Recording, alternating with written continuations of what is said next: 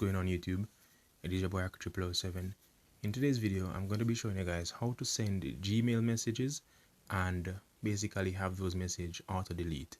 So this is basically a feature called confidential mode, and this feature allows you to send a message and the server will delete the messages after a set period of time. So let's open our Gmail and see how this is done.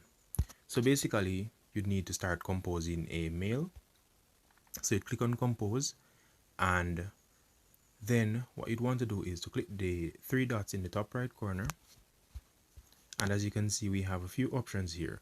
So what you'd need to select is confidential mode, and now from confidential mode you could do one of two things. You could set an expiry, or you could actually set a password on your Gmail. So that is basically pretty cool. So let's say we wanted to set an expiry date.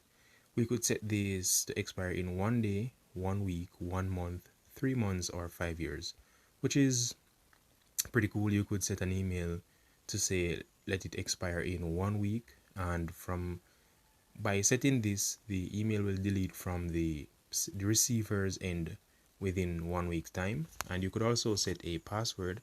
You could set an SMS passcode, and this would basically text the password to whoever you want it to. So basically you'd input your contact and it would send an SMS with the passcode.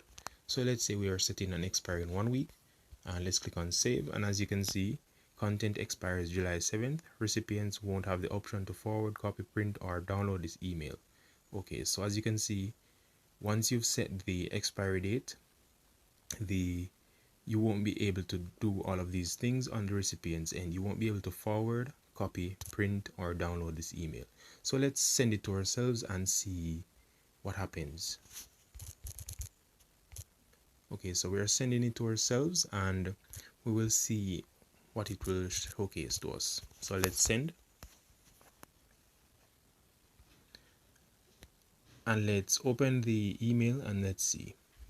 Okay, so it basically prompts us to that the email will expire within 7 days. So let's see, if we click on remove access, the content is expired.